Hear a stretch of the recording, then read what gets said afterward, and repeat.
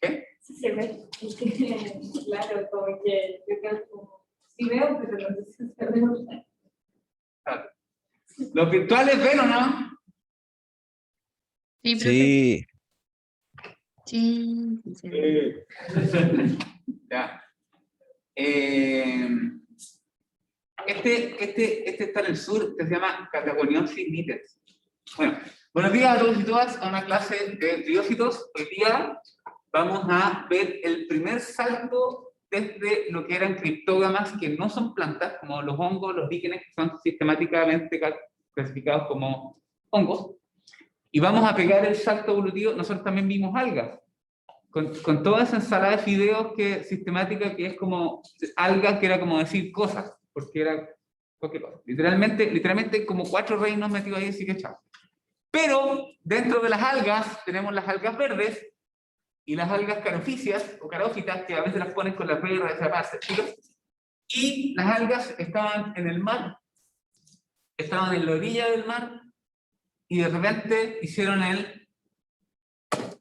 dieron el salto cuántico hacia la Tierra. ¿Ya?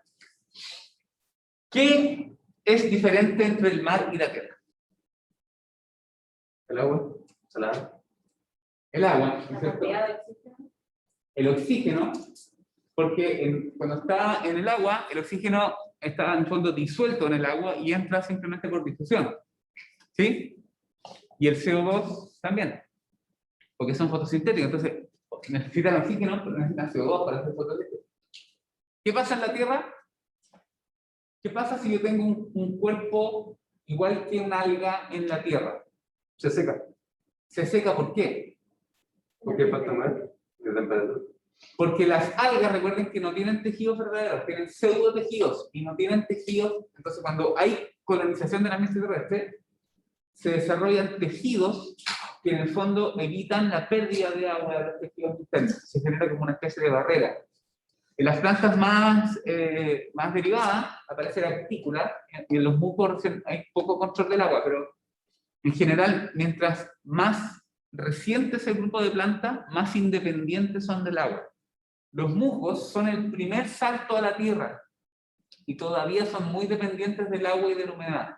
A pesar de que hay musgos que son de desiertos así rígidos, en general se asocia este grupo con humedad, muy diverso, por ejemplo, en el trópico, las zonas templadas son muy abundantes. Como les decía, esta clase siempre es importante los créditos. ¿Se acuerdan que la otra clase la había hecho el Reinaldo y yo la adapté la lección? Y esta la hizo el Juan, ¿ya? Juan Larraín, debería tener tilde. Entonces, si a alguien le interesa el área, siempre ahí el Juan puede contactarlo a muscoschiloe@gmail.com. Sí, vamos. ¿Ya? Hoy no me ven. Bueno, nosotros vamos a ver un grupo que se llama briófitas. ¿Ya? Esta viene del griego, que aquí está en letras griegas, que es brío, que significa como, literalmente como musgo, moho, ¿cachai? Como cosa verde, champienta, y fitón, que es planta. Entonces, los musgos, las plantas. Los musgos que son plantas, musgo, planta, musgo, eso. ¿Ya?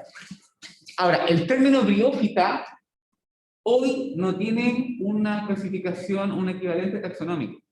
Hace un tiempo atrás, las briófitas eran una división dentro de las plantas. ¿Ya? Una división. Pero hoy día se sabe que en realidad corresponden a 3 divisiones, o 3 grupos, más bien, y que todavía no hay consenso absoluto sobre la construcción sistemática de ese nivel. ¿Quiénes son las briófitas? Recuerden, briófitas estamos hablando como un término informal para agrupar cosas que comparten ciertas características que ya vamos a ver, pero en general son plantas pequeñas, ya voy a las características, pero son como agrupables en cierto sentido, pero son probablemente 3 divisiones separadas. ¿Ya? ¿Cuáles son estas divisiones? Los anthocerotes, que en inglés se llaman hornwort. Wort es como cosa como cubo verde. Y horn, ¿qué significa horn? Cuerno. Entonces es como bueno, y anto significa flor. Ceros significa cuerno, como la flor del cuerno. Porque en este caso la estructura que produce esporas tiene forma como de cuernito. Ahora, en términos prácticos, si ustedes van a la laguna que curamos, entonces parafimetoceros, puede haber, qué sé yo, pero parece pasto. Entonces, cuando vean una cosa como verde de fondo, como con una cosa como pasto, ese es. ¿Sí? ¿Qué significa el nombre? Antocerote. Antocerote significa como la flor del cuerno. O cuerno de flor, algo así. Porque anto es flor y ceros es cuerno. ¿Ya? Ese es un grupo bien definido, que es el menos diverso, es el grupo que tiene menos especies. ¿Ya? En Chile hay pocas especies, y son así, son como, si se fijan, el cuerpo de la planta es eso planito, como que uno podría hacer una analogía con un alga, ¿cierto? Que es como una cosa plana, media foliosa, ¿cierto? Media así, no tan organizada como en órganos, ¿cierto? Entonces es como medio lechuguiento, ¿sí? ¿Ya? Esa onda así de los antocerotes. Tenemos por otro lado las hepáticas. ¿Qué? Tengo que admitir a las hepáticas es otro grupo, y que las hepáticas presentan dos clases importantes, o dos grupos importantes. Por un lado tenemos las hepáticas talosas complejas, que ya voy a explicar qué se refiere a eso, que son un grupo que es el más famoso de las hepáticas, es el más conocido de las hepáticas, pero es el menos diverso. Es súper curioso porque es como que los mamíferos, todos los libros sobre mamíferos y todos los ejemplos en clase de mamíferos fueran con marsupiales. Como que nada que ver, ¿cierto? Cuando uno piensa en un mamífero, piensa en un perro, no sé. Entonces, como que yo cada vez que dijera mamífero, les dijera el ornitorrinco.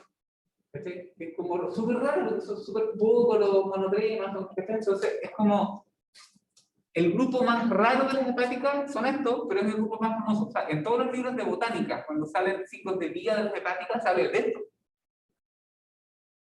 Así está bien. Y estas otras son las hepáticas foliosas o las talosas simples, y que es el grupo lejos más diverso de las hepáticas y súper complicado de identificar. En Chile hay caleta de esas, y son súper peludas de ponerle nombre. Hay algunas que son más fáciles de identificar, pero en general, si tú, por ejemplo, vas al bosque templado, está lleno de esas cuestiones. Y en una champa pueden haber más de una especie, y hay que ser Juan Larraín para cachar qué hay, o sea, olvídate. Y por último, el grupo más diverso de todas las briófitas es el de los musgos, que yo creo que es el que tiene más conocimiento popular. O sea, la gente habrá visto musgos en los muros de la casa. Muchas veces los confunden con moho, o los confunden con líquenes, algunas de estas cosas. Pero no, más no lo son. Estas son plantas propiamente tales. Es decir, son organismos fotosintéticos, eucariontes, con un embrión pluricelular, que tienen clorofila A y B, que tienen almidón como compuesto de reserva, que tienen celulosa en la pared, ¿ya? Etc. ¿Vale? Alternancia y generaciones y todo.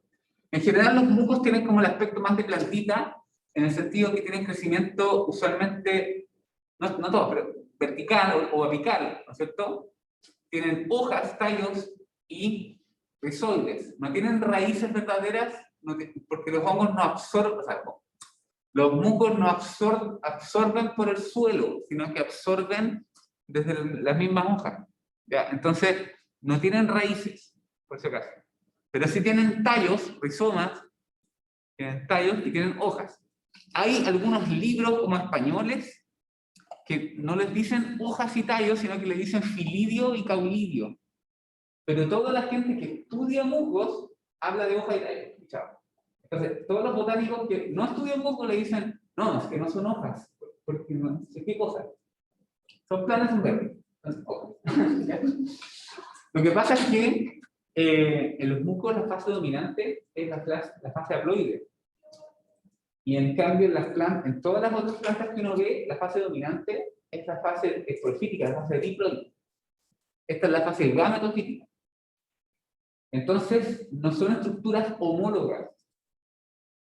No sé si me entienden. En este caso, esta hoja no es homóloga a una hoja de un helecho o de una palmera o de un copihue. ¿Ya? Porque el copihue es el esporófito y el otro es el gametofito. ¿Te acuerdas cuando vimos algas y alternanza de generaciones? Y el gametofito es la estructura que produce los gametos. Y el esporófito es la cosa que produce las esporas. En estos grupos, el esporófito es reducido y el gametofito es la fase dominante, y en todos los otros grupos de plantas es al revés. ¿Ya? Interesante, pero sí.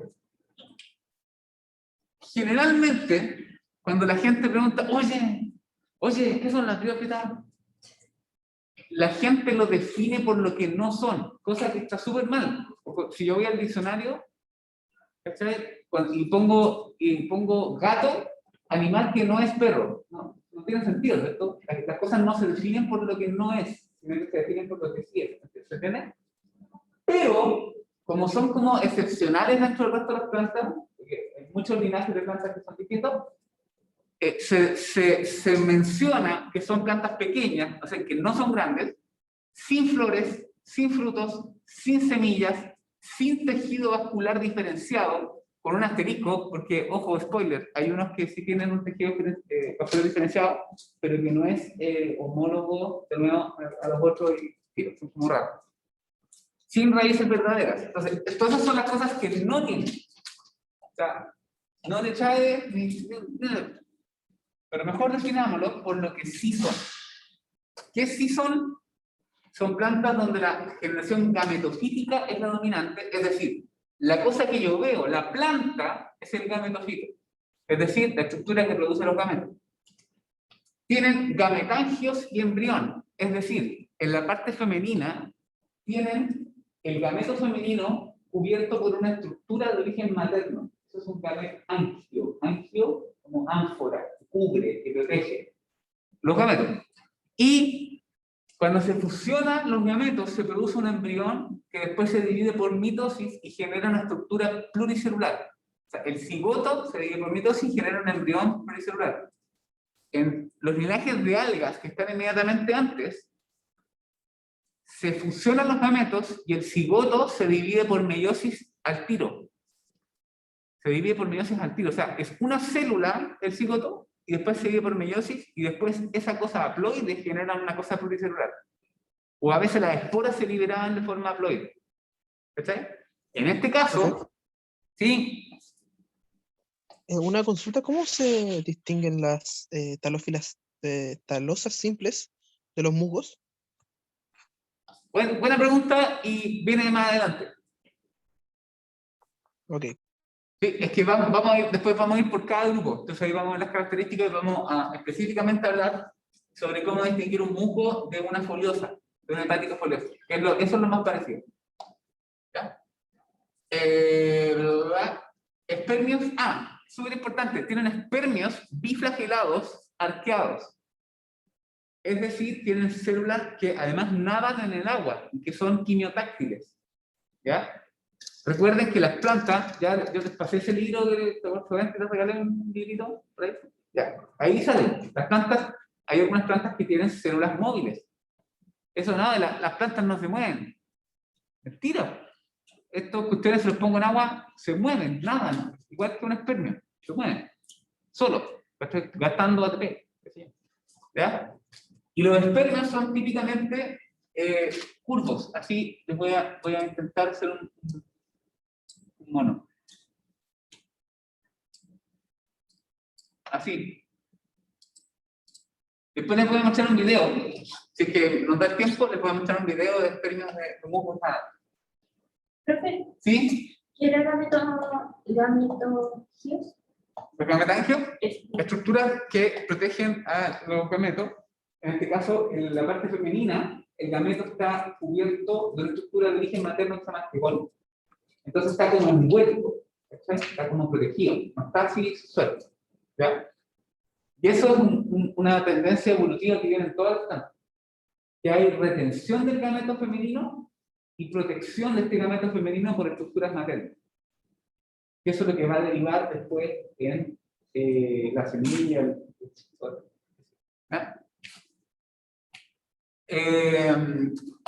Una cosa, ausencia de tejido conductor, y esto sí es la característica como más única o fundamental de las briófitas. Todas las briófitas tienen un solo esporangio por esporofito. Es decir, son monoesporangiadas. Todas las otras plantas del planeta son poliesporangiadas. Si yo miro un helecho y le veo la hoja por el otro lado, tiene como unos pelucitas y unos cositos como negritos café. Esos son esporangios. ¿Sí? Entonces, en cada esporofito, que es la planta, hay cientos de esporangios. En cambio, en todas las briófitas hay only one. O sea, esto que está aquí es un esporofito que termina en un esporangio. Pueden haber varios esporofitos, ¿sí? Pero cada esporofito solo tiene un esporangio. Este es el antocerote, este es el esporofito, ¿y cuántos esporangios tiene? Uno. Si tengo un musgo, la misma historia. Entonces son monoesporangiadas. Esa es una característica fundamental de la briófita. ¿Ya? O más conocidas como las biofritas. Una vez cuando hicimos el curso de biófita, como la tercera versión, pegamos el cartel para la sala, así como curso por acá. Y la secretaria se equivocó en hacer el escribir y puso biofritas en vez de briófitas. Así que quedaron como las biofritas. Era muy chistoso para nosotros, pero no sé si lo mismo. En fin. Este es el ciclo de vida general. Este es de un musgo, pero vale para cualquier otro. ¿Ya? Vamos a partir de lo que es como la planta, que es el gametofito. ¿Ya? El gametofito tiene una parte, este es el gametofito, va a tener una parte, generalmente son monoicos con los sexos separados, pero en la misma planta. Hay algunos que son dioicos, pero este es como el caso general. Tenemos una planta, un moquito, o lo que sea, que va a tener en una parte, las partes femeninas que se llaman arquegonios, que tienen esta forma como de botellita. Estos serán los gametangios. Protege al gameto. Va a estar el gameto femenino en esta como botellita. Eso se llaman arquegonios. ¿Ya? Por otro lado, van a estar otras estructuras que se llaman anteridios, que son los que producen los espermios. Esos gametos, ¿cierto? Esos gametos son haploides, ¿sí? Porque la estructura que los produce también es haploide. Entonces, la fase dominante aquí es N. Se producen los gametos, que son, como les decía, curvos con flagelo, y van a nadar, así. ¿Ya? Siguiendo señales químicas, hasta el arquegonio. Van a entrar por el cuello del arquegonio y van a fusionarse los núcleos y formar un gameto. O sea, formar un cigoto. ¿Qué dije? No sé. Ya, un cigoto. El cigoto, entonces, si es N más N, se fusionan. ¿Y qué genera? Un cigoto diploide. Este cigoto diploide está puesto en la estructura del arquegonio que es de origen materno. Entonces vamos a tener dos generaciones, la mamá con el hijo, o hija, hije, no sé, briófita. Ya, no sé. Y este cigoto diploide se divide por mitosis y genera una estructura que es el esporofito. Que en el caso de las briófitas, el esporofito es dependiente fisiológicamente, nutricionalmente, del gametofito. O sea, la mamá alimenta al esporofito. ¿Sí? Este esporofito se divide por mitosis y genera una estructura pluricelular que va a terminar en only one esporangio. ¿Sí? Este esporangio es diploide. El esporofito es diploide y está pegado en la mamá haploide, en el pedazo femenino haploide. Este tejido esporogénico se divide por meiosis y genera esporas meióticas haploides. Y estas esporas Pero, se liberan al aire, al universo. ¿Qué? profe, espera un poco, es que me quedé en que el esporofito era dependiente nutricionalmente del gametofito. Después, ahí me perdí, no lo escuché. Ah, ya. El esporofito queda puesto en el arquigonio. Crece a partir de acá y queda dependiente nutricionalmente del gametofito femenino. Del gametofito. Y crece en la estructura pluricelular y en la parte de arriba va a estar el único esporangio de ese esporofito y el tejido que está dentro se divide por meiosis para formar esporas haploides. El esporofito es 2N y genera por meiosis esporas N. Esas esporas no tienen distinción de sexo, son todas iguales. Son lo que se llaman isoesporas, es decir, no hay como esporas hembras y machos o nada por el estilo, son todas iguales. Esporas meióticas todas iguales. Esas esporas cuando se liberan, caen, germinan, generan una fase filamentosa que se llama protonema, ¿ya? Y este protonema eventualmente produce rizoides de anclaje. Estos rizoides, recuerden, no son de absorción, son solo para firmarse, y se empieza a generar la plantita de nuevo del gametofito. Cuando yo voy al campo, a terreno, qué sé yo, y lo que veo verde es el gametofito. ¿Sí? Y a veces veo unas cosas como secas encima, que son el esporofito. ¿Vale? La mayor parte del ciclo es haploide y una parte es diploide, que es el esporofito. ¿Vale? Profe, ¿Qué? ¿Sí? profe, los musgos no entendí una parte, ¿son hermafroditas o son dioicos? Los musgos como individuos son generalmente hermafroditas. Y hay algunas especies que son dioicas. Lo más común es que sean hermafroditas monoicos con los sexos separados, pero en el mismo individuo. ¿Se entiende? Sí, ya. Sí. Profe, ¿Qué? antes, el esporofito es prácticamente el hijo, pero en forma como de flor, más o menos, podría decirse. Y las flores como Es de... el hijo, es la siguiente generación, que queda puesta en el tejido materno y genera las esporas y las libera. Y disculpe, ¿pero qué es monaico?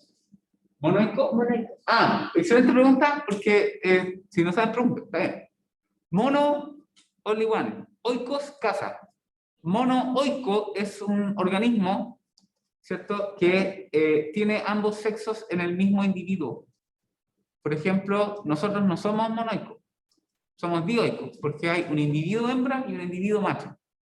Las flores usualmente son monoicas porque tienen, de hecho, la misma flor. Pero, por ejemplo, si tuvieras una planta que tiene, o el pino, por ejemplo, el pino, no sé si has cachado que en el mismo pino hay conos femeninos y conos masculinos que son chiquititos. Eso es monoico, porque están los dos sexos, pero en el mismo bicho, cosa. ¿Sí? Ya. Esta es una ilustración de Ernst Haeckel, que a todo esto Ernst Haeckel la llevaba para el dibujo. Cáchense los dibujos. Que es un dibujo de la diversidad de briófitos. ¿Ya? Estas son las linternas chinas. Estos son como tipo Polytrichum, Polytricaceae, qué sé yo. ¿Ya? ¿Y dónde estaban? Estaban en el reino planta. ¿Ya? Ahí. Ernst Haeckel las tenía como filobría y talobría. Y lo que hacía era diferenciar las que son foliosas de las talosas. Talo es una estructura plana, generalmente como relativamente indiferenciada. Es un talo, una cosa plana. Y foliosa es como con hojitas digitales. Ahí. Si nosotros vemos la geología de este grupo, pero no tan nuevo, pero para que ustedes más o menos cachen, claramente aquí están las algas caroficias. Estas son algas. Y los grupos más cercanos son los grupos de las hepáticas, musgos y antocerotas. Y este grupo está en la base del resto de las plantas, que son las plantas vasculares. Asplenium es un helecho y esto sí. ¿Vale? Entonces, claramente, esta es la divergencia más temprana desde linajes que eran algas, que se derivaron en plantas, y en la base de las plantas están los briófitos. Ahora, las relaciones entre las hepáticas, los musgos y los helechos es como debate que a cómo. O sea, ya, no sé, pues están los autores que dicen que la hepática y los helechos van juntos y estos aparte, los otros, que estos primero, estos después, ¿qué te pasa? Vamos fuera, ¿pero? Entonces hay como polémica todavía, y una polémica así como realmente violenta, así como pática, y que no está resuelta hasta hace poco, que se juntaron los biólogos y como que dijeron, ya, ¿qué hacemos? Y finalmente quedaron estos grupos igual separados, porque hay gente que los quiere juntar de nuevo como briófitas y como los otros subgrupos de briófitas, o como separados. Entonces, dependiendo a quién lean y qué libro saquen, van a encontrar juntos separados, juntos separados, juntos separados, juntos separados. Y en los últimos 20 años han estado así como juntos separados como 20 veces. O sea, entonces, dependiendo de qué año saquen, es si va a estar juntos o separados. En fin, si usted, en todo caso son más, o sea, evidentemente es un grupo que tiene cosas comunes, pero que tiene, sobre todo si uno hace cirugía molecular, etcétera, ciertas diferencias evolutivas. ¿Ya? Aquí están las embriófitas. Este taquiardiópsico no lo vamos a tratar aquí porque son como un grupo raro, pero tenemos, las embriófitas son las plantas con embrión pluricelular, es decir, todas las plantas terrestres. Tenemos las poliesporangiadas, que son las plantas que tienen más de un esporangio por esporofito, o sea, todas las que no son briófitas. Y tenemos acá las monosporangiadas, y tenemos, estas son las divisiones que se proponen. En este curso lo vamos a usar así, simplemente por simplificación. Después, si quieren meterse el rollo, ahí ustedes pueden ver. Antocerofita es la división de los antocerotes. Marcantiofita es la división de las hepáticas, que tiene dos clases, Marcantiópsida y Jürgen-Maneosia. ¿Ya? Y por último, briofita sensu estricto, que se refiere a específicamente el de los musgos. ¿Ya? Y tenemos aquí estas clases. Profe, ¿Sí? entonces cuando dice embriófitas, igual sería como la briófita en general, porque al principio usted dijo que las briófitas se dividían en antocerote, hepática y musgo. Sí, por eso se habla, se usa el término en latín sensulato, que significa en sentido amplio, o sensu estricto, que significa en sentido estricto. Cuando yo hablo de Pero cuando sensulato, ahí dice embriófita lo mismo. claro, cuando yo digo sensulato es todo eso, sensu estricto es eso nomás. ¿Sí? Pero recuerden que hay autores que proponen que la división es briófita y que la clase es musgo. Por eso les digo, ojo ahí, porque depende, todo depende, de según cómo se mire, depende. Ya, ok. Este es un esquema de un musgo, de distintos tipos de musgo, para que vean las partes. En una prueba, por ejemplo, podría salir como una figura así, y usted póngale nombre, ¿cierto? Rizoides, la estructura de fijación, recuerden que no absorben. Hojas, el tallo por el medio, el tallo está, aquí no se ve, pero el tallo está al medio, ¿cierto? Cuando se produce un esporofito, el esporofito en musgos usualmente está formado por una seta, que es el palito del esporofito, la cápsula, que es la parte de arriba, y a veces queda una protección que está como por encima, se llama caliptra. La cápsula, ¿cierto? Es donde se produce la espora, donde está la espora, y tiene como una tapita que se llama opérculo. Que cuando esto ya madura, se genera presión y el opérculo hace y sale y libera la espora. Muy entretenido. Si lo vemos como la convergencia entre la hepática y los musgos, tenemos que este es el gametofito, ¿no es cierto? Que está la hoja, el rizoide. Si es una hepática foliosa, la misma historia, hepática, rizoide. Aquí tenemos, hay un perianto en el caso de las hepáticas. Aquí tenemos la seta, la cápsula. La cápsula es distinta a la hepática y los musgos, ya vamos a ver un poquito más detalle. Una de las cosas que diferencian en general las hepáticas foliosas de los musgos es que los musgos tienen costa. La mayoría tiene costa. Si tiene costa, probablemente es un musgo. ¿Ya? En cambio, las hepáticas usualmente no tienen costa, que es este nervio medio en la quina. Además, las hepáticas foliosas, si yo las miro por debajo, tienen las hojas normales hacia el lado, pero por debajo en el tallo tienen como unas mini hojas que se llaman anfigastros. Lo siento, yo no puse los nombres, así que en inglés se llaman underleaf.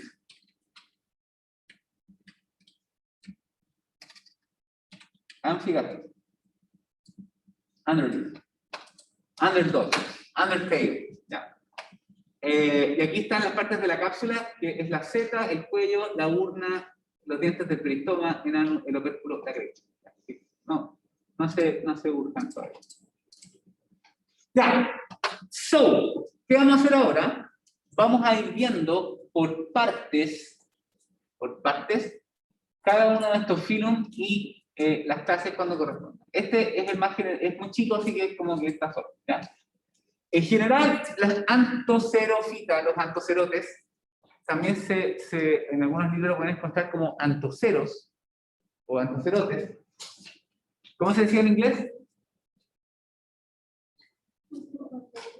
¿Cómo se decía en inglés?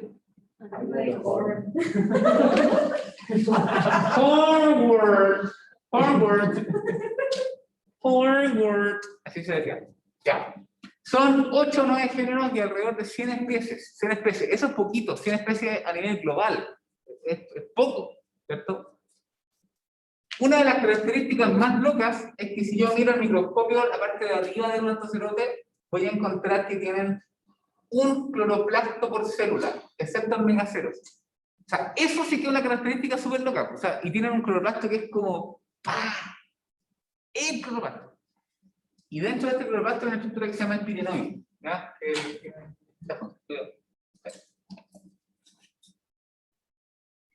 Esa es una característica muy llamativa. Presencia de un cloroplasto por célula es algo que no se le puede ir, así como súper obvio, ¿ya? Además, en el esporofito hay una estructura central que es como una especie de tabique desde donde salen las esporas que se llama columela. ¿Se fijan que este es el esporofito? Y eso que se ve como al medio cuando se abre, queda como una cosa al medio, esa es la columela. Además, en el esporofito hay estomas. Así. Esto, pero están en el esporofito. ¿Okay? Las esporas, típicas esporas meióticas que tienen esa forma como de Mercedes o de Paz, no sé. Esa forma así es la marca de la espora meiótica, porque aquí esta es una, ahí está pegada la otra, está pegada la otra, está pegada la otra, son 4 porque meiótica 1, 4. ¿Se entienden? La estructura del talo es bastante simple, donde no hay mucha diferenciación celular, no hay mucha diferenciación de tejido, y lo que podemos encontrar simplemente son células de tipo parenquimático con espacios de aire que permiten el intercambio gaseoso. ¿Ya? En Chile, me parece que hay faeoceros y parafimetoceros, como géneros de antocerotes en Chile. No sé si hay otro más. Hay que revisar ahí los de España. Esta es una estructura general, obviamente cae una espora. Esta es la columela que les decía, este es el esporofito, que sale a partir, ¿no es cierto?, del gametocito femenino. Estas esporas germinan, generan este protonema, que está como filamentoso, luego se forma el talo. ¿Ya? El talo es plano, tiene rizoides por abajo, ¿ya? En una parte va a tener los anteridios que liberan los espermios, y por otro lado va a tener los arquegonios, que siempre tienen esta forma como de botellita. Esto nada por acá, se fecunda y genera esta estructura. Una diferencia con otros grupos es que en los antocerotes los esporofitos son verdes, son fotosintéticos. Igual dependen mecánicamente y parcialmente, especialmente del gametocito, pero son verdes. Cuando se secan se ponen café, pero cuando están inmaduros todavía son verdes. En cambio, en las hepáticas y los musgos, los esporofitos no le traen color clorofito, no son verdes, son transparentes, son cafés. ¿Sí? Esto más.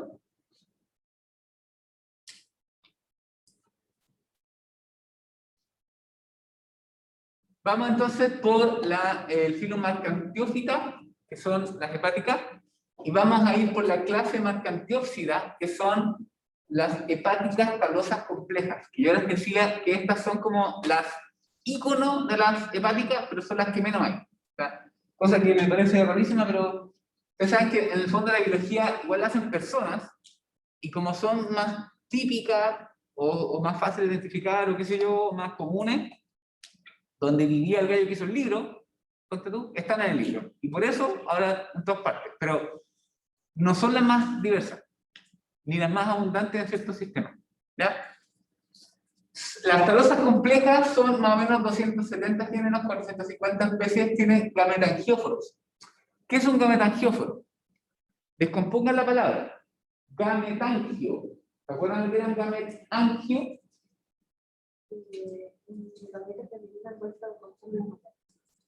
Era más, sí, está correcto, pero eso es femenino, también es masculino. Gametangio significa estructura que cubre, ¿no es cierto?, los gametos, o la cosa que produce gametos.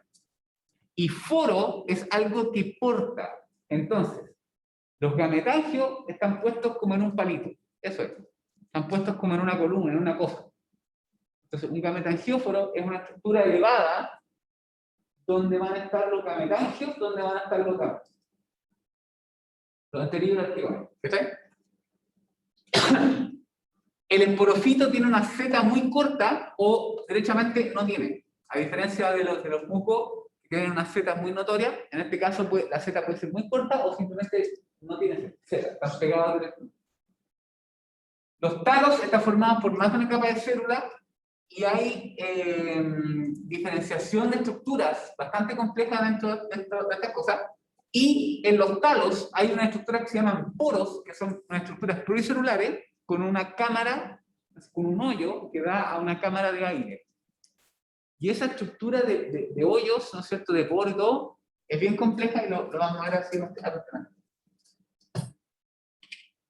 Esto que está acá es un corte o dibujado de un talo donde hay un arquegonióforo. Si se fijan, es una estructura que porta los arquegonios, que van a estar aquí, los anteridios en este caso. No, perdón, los arquegonios, las botellitas, arquegonios. ¿Ya? Y este otro es una estructura que porta los anteridios. Entonces, este es un arquegonióforo y este es un anteridióforo. Y ambos son gametangióforos. Mucha palabra, ¿sí? Todos al glosario. ¿Ya? Y estos son los poros, ¿cierto? Este es un hoyo, derechamente, pero la estructura y la organización tiene valor sistemático. Es decir, cuando yo veo una hepática talosa, puedo mirarla a la lupa por arriba y ver cómo se organizan las células alrededor del hoyo, del poro, y puedo eso entonces más o menos saber de qué especie es. ¿Ya? ¿Cachan? Ahí tenemos una foto de un arquegonióforo. En las hepáticas talosas complejas se ven como, los femeninos especialmente se ven como paragüitas. Se ven literalmente como paragüitas. Y por debajo de este paragüita, fíjense en este caso, es un esporofito que tiene una seta cortita. ¿Sí? Pero en algunos otros está derechamente el esporofito pegado sin seta. Y ahí van a estar las esporas. Así es como la estructura anatómica, donde vamos a tener los rizoides, tejidos de reserva y tejidos fotosintéticos. Fíjense que ya hay diferenciación de los tejidos bastante claro. Una epidermis por arriba, la epidermis por abajo. Aquí van a estar los cloroplastos, en esta parte no hay cloroplastos. Y tenemos este poro de aire, donde está esta cámara de aire por aquí. Y si yo lo miro por arriba, voy a ver entonces esta organización de células alrededor de ese hoyo. Uno de los géneros más comunes es el género Marcantia. Estos son antidióforos, estos son antigonióforos. Y además, estas plantas presentan estructuras de propagación vegetativas que se llaman conceptáculos, donde hay gemmas, que son bolitas de propagación de la Marcantia, pero vegetativa. Esto es sexual porque, en el fondo, recuerden que tuvo que haber la formación para formar el arquigonióforo, ¿no es cierto? El arquigonio, finalmente, después el esporofito, con las esporas, hubo reproducción sexual. Pero esta cosa, por ejemplo, si cae una gota, esas son como unas bolitas que adentro tienen masitas celulares fotosintéticas, y si cae, pum, y forman nuevas marcancias por el lado, ¿ya? La forma de estas copitas también tiene valor sistemático. ¿Cómo se llama? La copita se llama conceptáculo y las cositas de adentro se llaman germas. ¿Ya?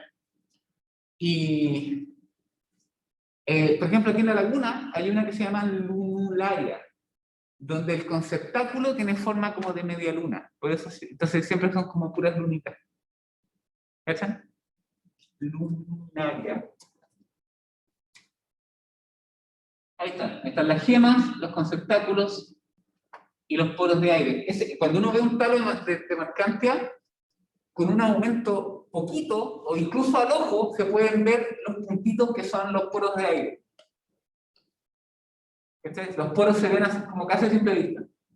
Si yo tengo una lupa de mano, de 10 poros, voy a ver fácilmente los poros de aire.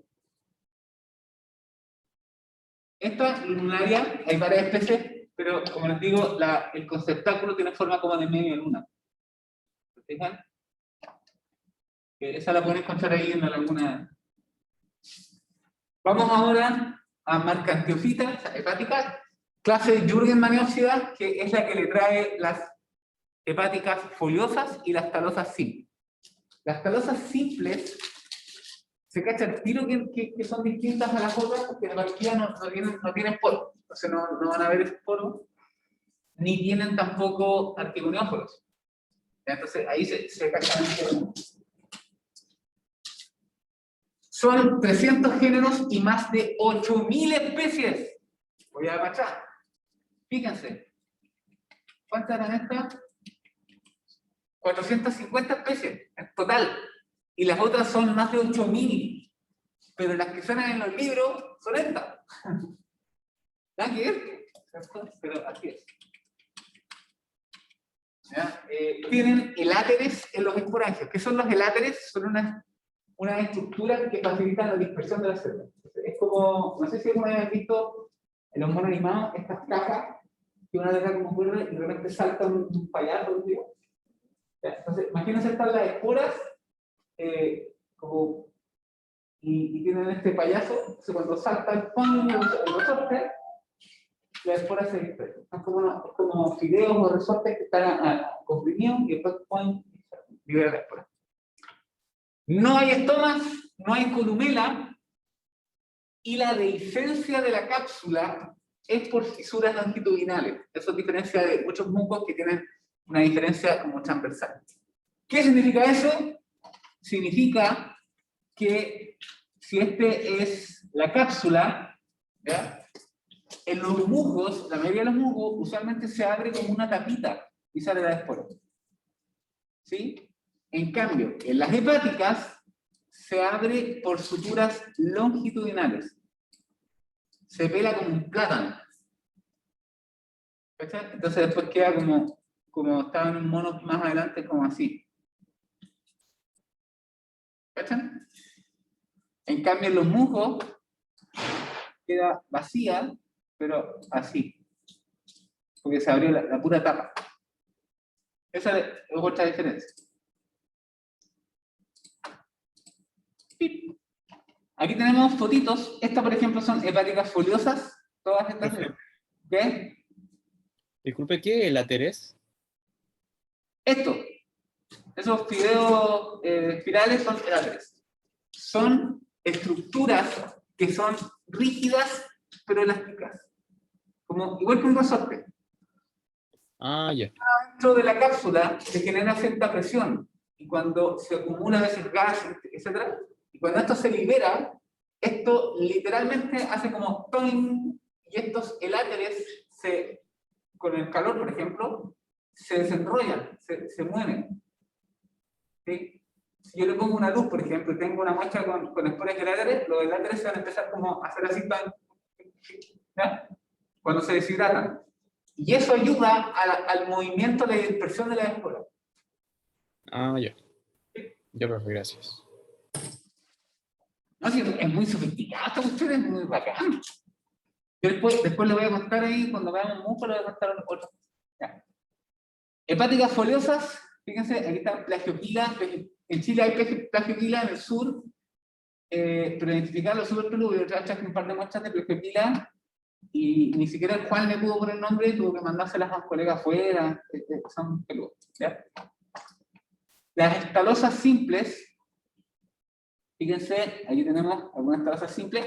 Aquí podemos ver que los esporofitos tienen Z. No son como el caso de las estalosas complejas que tienen arquegonióforo, con esas zetas cortitas o sésiles. Aquí tienen y zetas tal cual, como la botella hepática.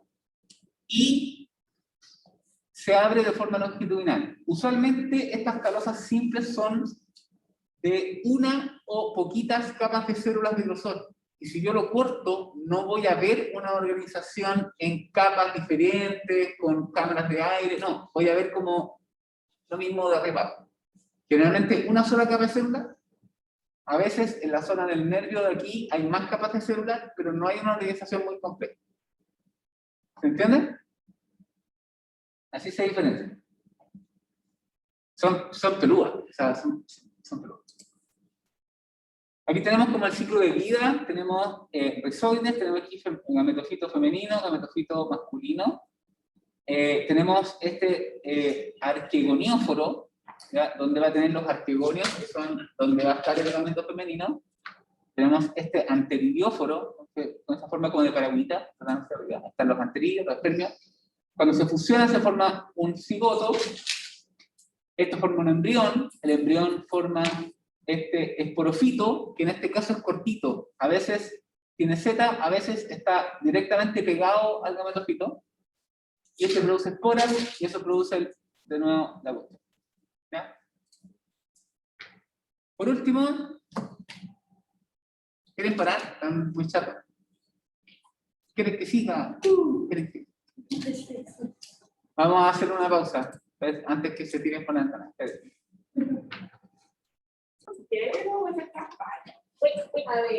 Seguimos. Los ahí virtuales están listos. Y prefiero que estamos. Hay poco hoy día. ¿Tienen pruebas o algo así, o no? O El cansancio. el Cansancio mental del semestre. de los computadores. No, tienen que tener ánimo porque tienen que pensar que después es peor. Así que aprovechen.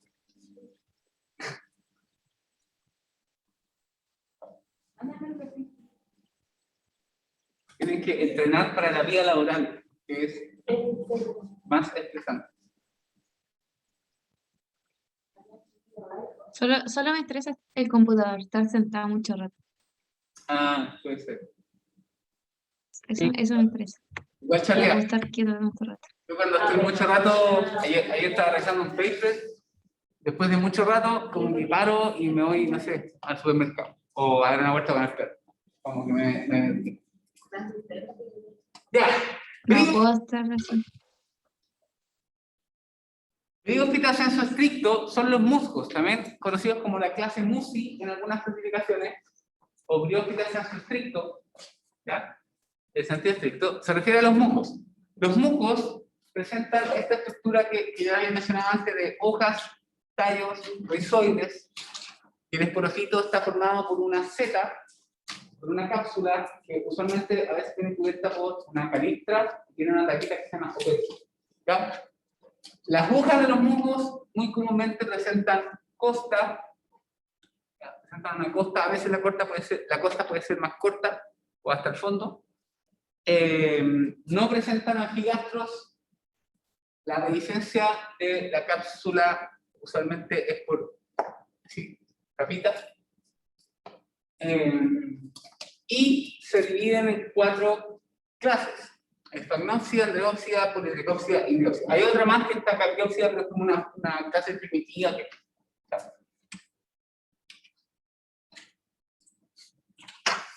La fase esfagnópsida, la clase esfagnópsida, son 2 géneros. sphagnum y otro más. Y alrededor de 200 especies. Las hojas no tienen nervio y están formadas por fascículos, que son como estas champas, estos pelotones de hojitas. Esas se llaman fascículos. ¿Ya? Están formadas por células de dos tipos, los clorocistes y los hialocistes. ¿Ya? No quiero que ustedes sean expertos en sphagnum ni mucho menos, pero básicamente tienen células fotosintéticas y entre medio unas células que guardan agua, que son unas células más grandecitas. ¿Ya? ¿Cómo se llamaba, profe? Clorociste y hialociste. El esporofito es globoso, así como una pelotita, sostenido por un pseudopodio. Es decir, eso verde no es la seta, sino que es una estructura de origen gametofítica que levanta la cuestión. Entonces, no es una seta verdadera, un pseudopodio. No hay peristomas. Peristomas son unos dientes que están en el borde de la cápsula, pero en el caso de las farmacias no hay. Tallos con abundantes ramificaciones en fascículos, que son esta versión como de hojitas apretadas. ¿Ya? Son altamente absorbentes y son formadores de turberas. ¿Qué es una turbera? Una turbera es una formación palustre que generalmente tiene mucha agua, es un cuerpo de agua, ¿ya? Que está con material vegetal encima. Este material vegetal en las partes de abajo se descompone y la parte de arriba está vivo. ¿Sí? Muchas turberas están formadas por sphagnum y son súper importantes en el hemisferio norte, en toda la zona de tundra, y en el hemisferio sur, en toda la zona, por ejemplo, de Magallanes, etcétera, está lleno de turberas. ¿Ya? Así se ve el tejido. Las hojas son monostromáticas, son de una sola capa celular, y tienen estas células fotosintéticas, los clorocistes, y los hialocistes, que son entre medio para juntar agua. ¿Ya?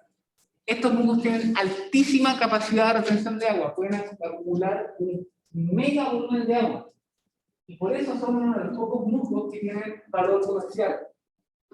El sphagnum se usa como sustrato, por ejemplo, para todas estas plantas tropicales, como orquídeas epífitas o plantas parásitas. ¿No? Que lo usan porque retiene mucho el agua.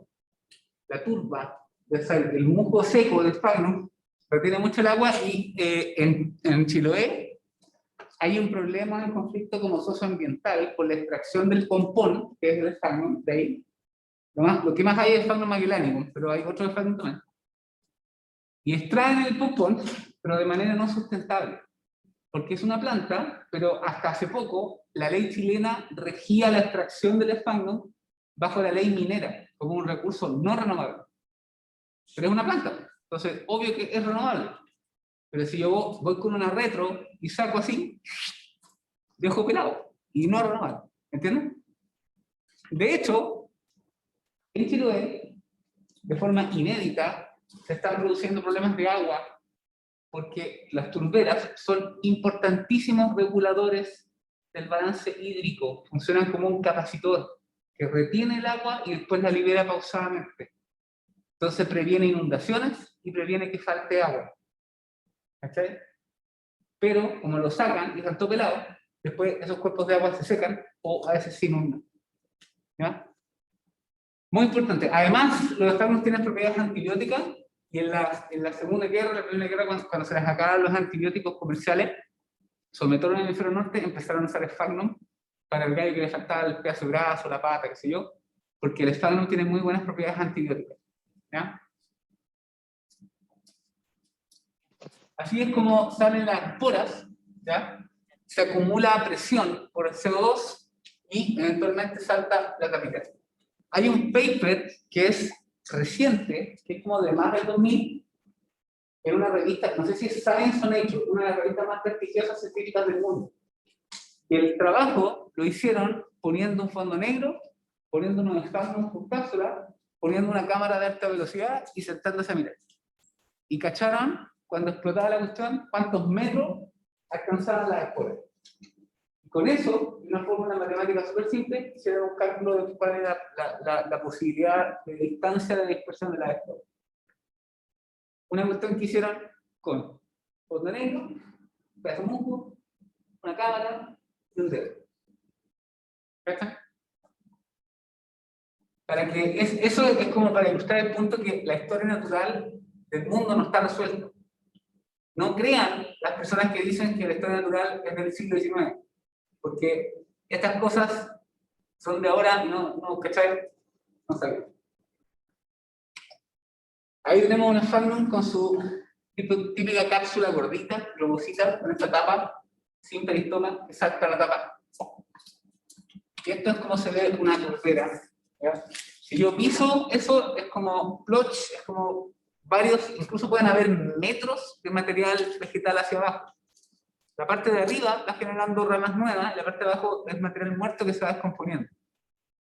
Entonces, generalmente uno puede sacar como unos lulos de turba, y entonces, obviamente depende de cómo yo lo saque. La Carolina León, mi amiga que está de la Universidad de Bernardo Higgins, trabaja en restauración de turberas. Es decir, cómo lograr extraer de manera sustentable y después recuperar las turberas para que esto se mantenga y cumpla las funciones ecosistémicas de regulación del agua, etc. ¿Ya? Lo está consultando. ¿Sí? No entendí una parte. Cuando la cápsula se abre esa tapita que usted dijo, ¿a qué estímulo tiene que responder? Generalmente eso pasa cuando se deshidrata, cuando hay calor o cuando hay, no sé, sol, ¿cierto? Eso se calienta, se deshidrata y adentro se acumula gas a presión. Tanto Ah, que funciona igual que como una champaña que yo la abro o cualquier cosa, entonces que la tapa salta por presión. Eventualmente se acumula tanta presión que salta la tapa y salta la espora hacia arriba. Varios metros. ya. Ya, profe, gracias. La clase Andreópsida le dicen linternas chinas. Está el género Andrea, en Chile hay un par de especies. En el mundo son alrededor de 50, y también el esporófito está sostenido por un pseudopodio. Y este es el único grupo de musgos donde la dehiscencia de las cápsulas longitudinales. ¿Ya? Y eso le da este aspecto como de linternita. ¿Ya? Tampoco tienen peristoma. Ahí está Andrea. Le dicen linternas chinas. ¿Por qué? ¿No han cachado esas linternas chinas? Que les ponen como una velita ahí. Esta clase es mi favorita, la clase politetóxica, que es una clase bien especial porque, como te digo, uno de los primeros artículos científicos que yo trabajé eran con estas cosas que me interesaban muchísimo. Biológicamente me interesaban. Este es un grupo que se creía que era basal dentro de los musgos, pero ahora se creía que era derivado dentro de los musgos, pero ahora se sabe que es basal. O sea, su posesión tiene implicancia evolutiva, porque este es un grupo que tiene tejido conductor diferenciado. Pero el que tiene tejido conductor diferenciado es el gametofito. En cambio, en las plantas vasculares es el esporofito. Es otra fase, ¿cierto? Es como que el polen tuviera tejido vascular. ¿Cachai? Entonces, ese tejido vascular no es homólogo al otro tejido vascular, es análogo. ¿Entienden? Pero tiene equivalentes al xilema y equivalentes al flema, súper diferenciado y todo lo que está. Súper bacán. Bueno, son 18 o 20 géneros, obviamente incluye a Polytrichum y otros, más de 200 especies, tienen un peristoma rústico que sostiene un epifragma. ¿Qué es eso? Bla, bla, bla, que está hablando el profe. Básicamente tienen como una telita de tambor. No sé si es súper típico. Cuando uno ve las cápsulas de las politetópsidas, ve la cápsula y ve que la tapita es como una telita, como un tambor. Ya, ese es el epifragma. Tiene tejido conductor, los exoides cumplen funciones de absorción en algunas especies. ¿Ya? Eso también es muy único dentro de los restos plásticos. Ahora, igual, la mayor parte del agua la absorben por las hojas. O sea, no es capaz de mantenerse hidratado solo con la parte de abajo. Excepto algunas ocasiones. Hay algunas especies que pueden llegar hasta 80 centímetros de altura. Yo he visto con mis propios ojos individuos de Dendrolicotrichum dendroides que de este volado. Y son musgos. ¿Ya? Así. Evidentemente, desde el punto de vista biomecánico, tienen que tener tejido vascular porque hay un límite biomecánico al porte que yo puedo tener sin tener que transportar las cosas de manera interna. Los musgos chicos tienen un sistema de transporte que es ectohídrico. Tienen un sistema como de textura en la hoja, de canalitos, que hace que si cae una gota, esa gota se mueve por todo lo tanto. Externo. Y estas plantas tienen conducción interna. Es buenísimo. Creo que, no sé si en Nueva Zelanda o en Australia, existe Dawsonia superba, que puede medir como 1 metro. Que es la más grande. Y el segundo más grande es Dendroligotrichum dendroides, que es el que estudié. ¿Ya? ¿Profe? ¿Sí? Pero entonces esos musgos, por el tamaño, ¿se puede decir que son muy longevos? Muchos musgos son perennes. No todos, pero muchos musgos son perennes. Es simplemente que son más grandes. Los otros que son chicos, viven mucho tiempo, pero chicos. Aquí tenemos, por ejemplo, este es el Dendroligotrichum dendroides que decía yo, así son las hojitas. Son estos dientes de peristoma rudimentario con el epifragma ahí. Las hojas tienen estas papilas, así, papilosas.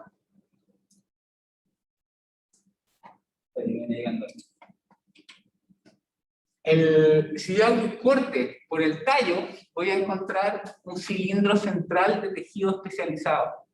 Los análogos al xilema se llaman hidroides, que están adentro, y por fuera y entre medio hay análogos de floema que se llaman leptoides. ¿Ya? Los hidroides son como parecidos a traqueidas jóvenes, que son elementos de conducción. ¿Se acuerdan que no vimos tipos celulares? ¿Vimos traqueidas? Las traqueidas juveniles, como tempranas de desarrollo, se parecen a los hidroides. Aquí tenemos Dendroligotrichum. En Chile hay 2 especies, Dendroligotrichum squamulosum o squamosum, y Dendroligotrichum dendroides, que le dicen musgo pinito. Se fijan que forma como una especie de mini dosel, ¿ya? Donde hay plantas vasculares entre medio.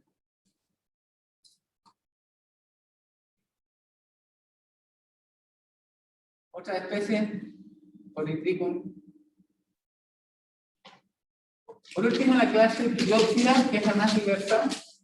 Fíjense que son 900 géneros y casi 12.000 especies. Presentan esporofitos que tienen seta y peristomas, que son unos dientes que están en el borde del extremo de la cápsula, frecuentemente con estomas en la fase esporofítica, aquí en el palito. Tienen columela y se separan en acrocárpicos o pleurocárpicos, dependiendo de la posición del arquegonio. En general, los acrocárpicos tienen este hábito como vertical y tienen los arquegonios apicales, y los pleurocárpicos, los arquegonios salen de forma axilar, por el lado. ¿Ya?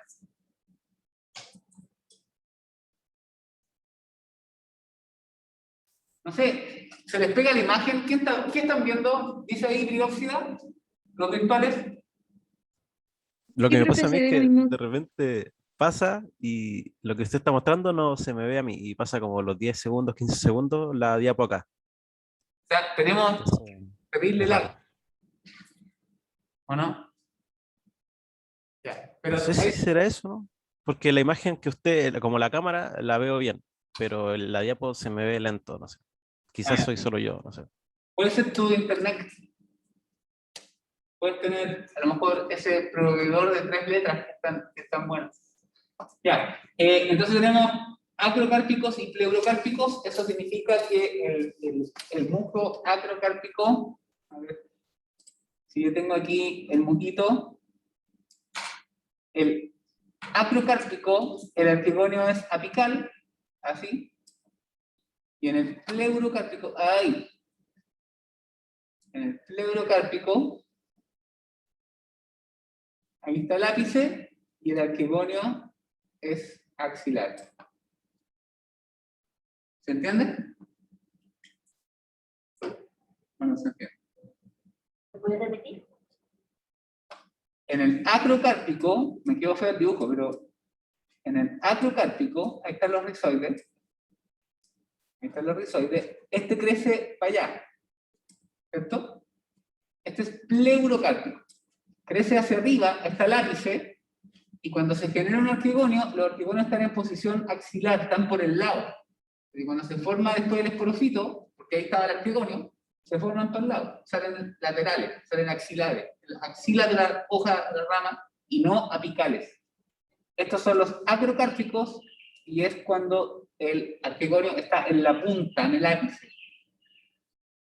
Como terminal en una rama y sale en la punta. ¿Se entienden? ¿Por ahí mejor? Ahí tenemos un poco de variación y diversidad. Las hojas con la costa muy notoria, algunas que no llegan hasta el borde, otras que sí, lo pasan para el otro lado. Estos son los dientes del peristoma. Hay algunos que tienen peristoma doble o peristoma simple. Son dientecitos por la orilla de la cápsula que afirman el opérculo. Y además, cuando estos se liberan las esporas, estos peristomas se pueden mover cuando se hidratan o deshidratan. Y literalmente es como que esto fuera una pala que agarra las esporas de adentro y las tira para afuera. ¿Ya? Es súper loco. Este es un musgo que es agrocárpico y este es un musgo que es pleurocárpico. ¿Lo ven? Aquí está el ápice y ahí está el esporofito. Ahí está el ápice y acá el arquegonio estaba lateral, por lo tanto el esporofito sale lateral. ¿Ven? Sí. Ya. Esto es el famoso peristoma, que son dientecitos que se abren y se cierran, como decía yo, participan también en la licencia de la cápsula, se abra y participan también en sacar la espora. Fíjense que hay esporitas. Zeta, cápsula, opérculo. Ya, este es el ciclo de vida típico de musgo. Tenemos gametofitos. En algunas especies hay individuos con sexo separado, en otras no. Tenemos, a veces hay un rizoma, tallo.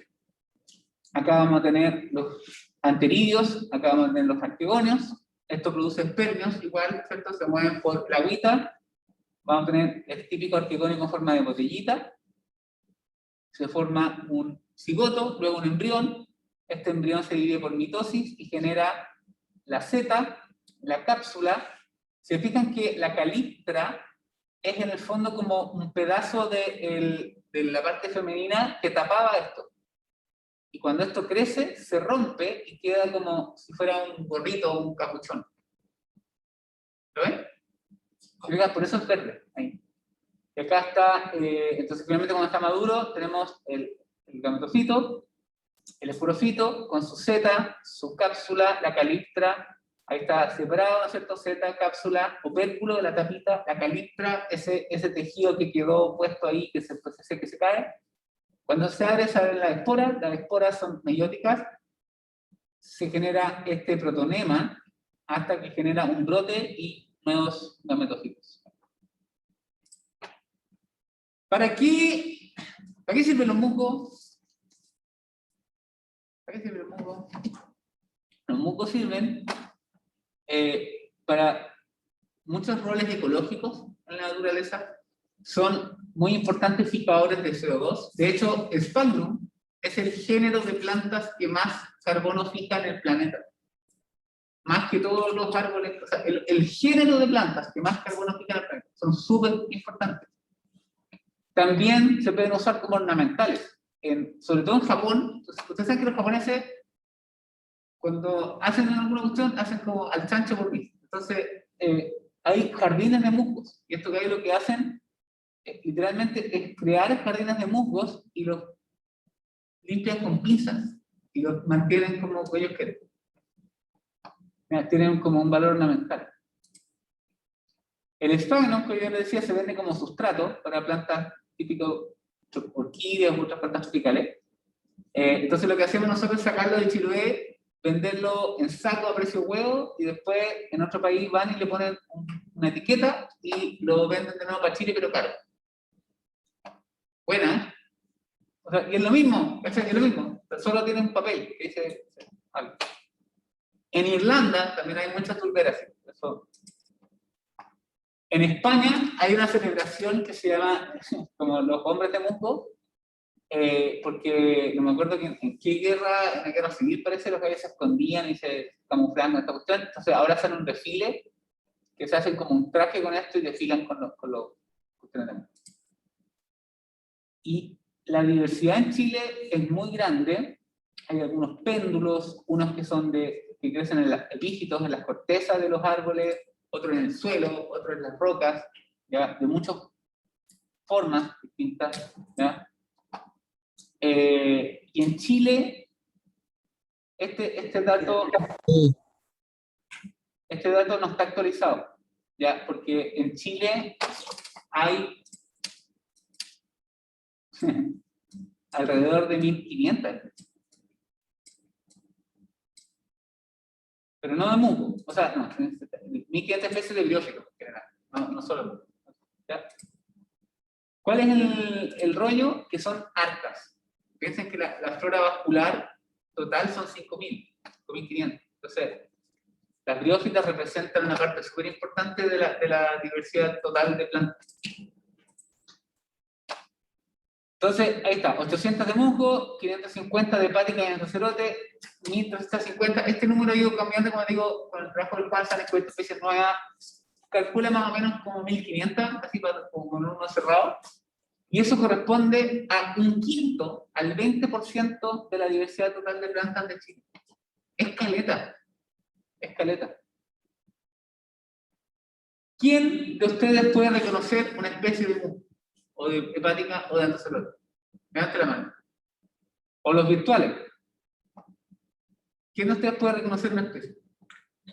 Fíjense que es un grupo que es un quinto de las plantas que hay en todo el país, y yo creo que las personas que pueden identificar con nombre, aunque sea nombre común o específico, son poquísimas. Es un grupo súper poco estudiado. Loco, no lo encuentran, lo encuentro crazy. Si ustedes ven acá, esto es muy interesante. En general, obviamente en el desierto, más desierto hay poco musgo. Igual hay, en alguna parte. No es cero, hay. Pero pasa un fenómeno interesante. A medida que nos vamos hacia la región de Magallanes, hacia el extremo sur, hacia las zonas que son equivalentes a la tundra, tenemos que en Magallanes, acá, hay más briófitas que plantas vasculares.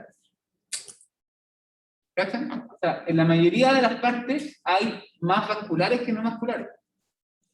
Por ejemplo, en las zonas tropicales hay muchas más especies de musgo, pero hay muchas más especies de plantas vasculares. Por lo tanto, la razón entre vasculares y no vasculares siempre es un número que es más chico que 1, porque tienen más vasculares. Pero en la región subantártica y magallánica hay más briófitas que cualquier otra cosa de planta. Súper loco. ¿Cuál es el agua? Claro, es por las condiciones climáticas, porque hace frío. Generalmente hay agua, o sea, tiene estacionalidad, pero es frío, viento, y la forma de ser bajito, chiquitito y piola es una forma que tiene un mayor ajuste a ese ambiente, porque por ejemplo los árboles, no sé si han visto los árboles en Magallanes, siempre son chaparritos, bajos y como para el lado. ¿Qué está? Bueno, es por eso, ¿ya? Si lo comparamos con plantas leñosas, es todavía aún más notorio el fenómeno. En general, en casi todos los grupos de organismos, ¿se acuerdan que había esta distribución como normal con la latitud? ¿Se acuerdan? Lo vimos en biología fundamental. Pero los briófitos hacen esto, tienen una distribución exponencial al revés, ¿ya? Ya. Vamos a dejar de compartir. Antes de terminar la clase, les voy a contar un par de cosas también. Por ejemplo, hace no tantos años,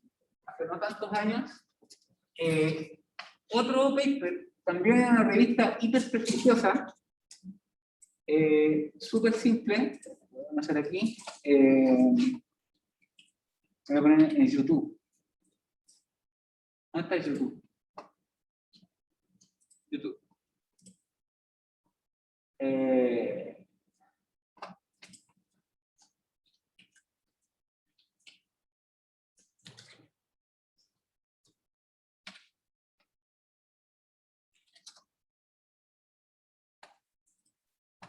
Este es un trabajo que hicieron unos gallos.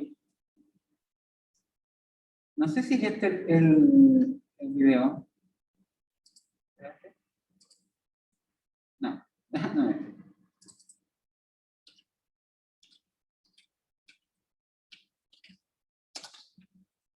Escribí mal. Este. El experimento. ¿Ah? Ponte la pantalla completa. Sí, tranquilo. Esto contarle el contexto. El experimento, de nuevo, está hecho con placas Petri con champas de musgo. ¿Cachai? Y esto es una cuestión reciente. Fíjense este video del 2010. ¿Ya? Salió un paper en la revista de las más prestigiosas del mundo, que tiene como 40 puntos de impacto. Y era simplemente 2 placas Petri y chao. Le pusieron unos bichos. ¿Ya? No hay acelerador de partículas, no hay microscopio confocal de 2 fotones. Historia natural, lo mismo que hubiera hecho, no sé, Darwin o Lamarck o Haeckel, pero con cosas un poquito más actuales. Loco. Ya. Voy a, creo que no sé si estoy con video, pero me van a escuchar igual. Voy a ver si quieren subtítulos en español.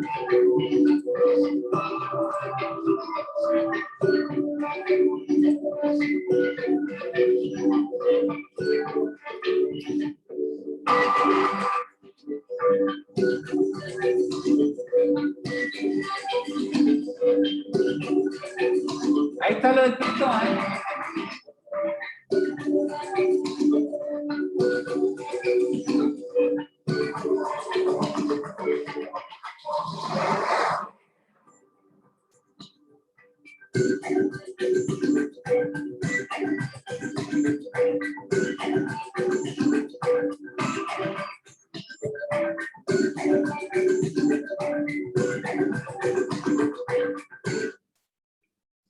Ya, a ver, voy a un poco a traducir lo que sale ahí. Era un experimento súper simple que lo que probaron es que hay transferencia de gametos activa por parte de unos invertebrados, de unos insectos, y lo que hacen estos insectos es seguir ciertas señales químicas y prefieren los brotes de musgo que son fértiles,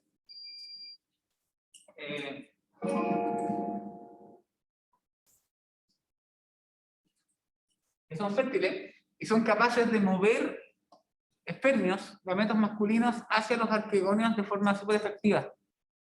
Análogo a la polinización en plantas con flores, porque aquí no es polinización, porque no son polen ni nada, sino que son estos gametos, como que se mueven, se arrastran y se llevan al otro lado. Y lo que vieron es que la producción de esporocitos es mucho mayor con bichos que sin bichos. ¿Cachan? Entonces hay como una interacción con animales. Y eso es un trabajo que es como del 2010, 2009, no sé, es súper reciente. Fíjense que pasamos cientos de años con los musgos ahí y nadie había cachado que hay una interacción, por ejemplo, así como de comillas, polinización. Eso demuestra lo poco estudiado que están los biólogos. En Chile, como decía, hay súper pocos biólogos, ¿ya? En el mundo hay pocos biólogos. Y cada vez hay menos personas como expertas en grupos particulares. A veces en el mundo se mueren, no sé, vaya para allá, y ya no hay más expertos en ese grupo. Y está. Súper loco.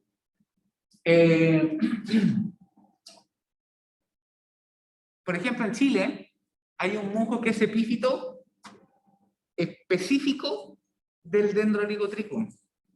Se llama Rhaphidorynthium dendrolicotrichum, que es un musgo que solo crece encima de las hojitas del Dendrolicotrichum. No existe a la fecha ningún estudio sobre esa relación. ¿Cómo prefiere ese musgo? ¿Cómo llega ahí la espora? Si germina en otro lado y se mueren, o hay alguna relación específica, o no tenemos idea. Cuando yo estaba trabajando con Dendroligotrichum y empecé a buscar referencias en Chile, encontré referencias de 1800, porque no hay trabajos en eso. Loco. Y tenemos otro trabajo con Juan, donde vimos también cómo se subestima la diversidad del musgo. Por ejemplo, vimos que en la zona central hay un montón de especies que son efímeras, que si tú vas en invierno, están a todo ritmo ahí en el suelo, se ven bacán, pero si tú vas en verano, eso se seca y se desintegra y no queda nada sobre el suelo. No se ve nada, cero. Entonces, los registros florísticos iban y decían, no hay nada, aquí hay 2 especies, chao. Pero si tú vas en invierno, hay 50. Entonces, por años estábamos subestimando la diversidad porque los botánicos nos gusta ir con calorcito, en primavera, verano, buena onda, chela, pero no en invierno que está lloviendo. Entonces, como nadie iba en invierno, no veían esas especies. Y además, había una especie que se llama Costesia esponjosa, que estaba clasificada, propuesta como vulnerable a la extinción. Pero todas las colectas de esa propuesta eran en verano. Y es una especie que funciona como efímera. Y nosotros fuimos en invierno, y la Costesia hay que andarla chuteando porque es como pasto, por todos lados. ¿Se fijan? Entonces, estos problemas de historia natural, que pareciera ser que, oye, pero historia natural, eso está súper pasado de moda, está añejo, tienen consecuencias. Porque las especies que están en peligro se rigen por un sistema, por una legislación especial y toda la cuestión. Y resulta que esa especie está más clasificada. Esa especie está en todos lados. Lo que pasa es que está en invierno. Si la busca en verano, va a estar como metida así en la quebrada, súper poquitos individuos, que está súper restringido su distribución. Pero si va en invierno, la buscan por ese pasto. So, importante conocimiento general. Ya. No quiero marearlos con las cuestiones de hoy día, la idea es que esto lo pueden repasar. Traten de quedarse con lo general. Traten de quedarse con cómo son distintas las briófitas respecto de todas las otras plantas vasculares. 1. ¿Cómo son cada uno de los grupos de briófitas? 2. Y dentro de esos grupos de briófitas, separar, por ejemplo, las hepáticas talosas de la foliosa y talosas simples de las talosas complejas. Y dentro de los musgos, las 4 clases que vimos, las andreas son las más raras, pero en el fondo son capaces de distinguir, por ejemplo, de Sphagnum, de las Polytrichopsida y de las Bryopsida. Estamos bien. ¿Ya? Hay algunas especies emblemáticas, como Marcantia, no sé, o como el Dendroligotrichum dendroides, cosas así, o Sphagnum, que son especies que son o géneros que son emblemáticos, pero obviamente si alguien quiere aprender como las especies de Chile y todo, hay que meterse en rollo porque la identificación requiere muchas veces cosas al microscopio, no se pueden identificar así más. Por ejemplo, las hepáticas foliosas tienen en las células unas cuestiones que se llaman cuerpos oleosos, que son gotitas que se ven de colores. El número de gotitas, la forma y los colores tienen valor sistemático, pero desaparecen cuando las herborizo. Entonces, si yo colecto y pasa mucho rato, se fueron. Entonces tengo que colectarla y mirarla al tiro. Entonces, igual son cosas que son peludas para la identificación que dificulta, y por eso hay tan pocos biólogos, porque es difícil. Es mucho más difícil que identificar otro tipo de cuestiones. ¿Cachan? Ya, público virtual, ¿preguntas?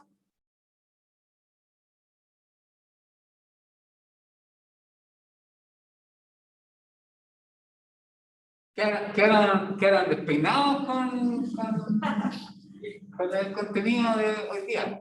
¿O no? Quedaron mareados.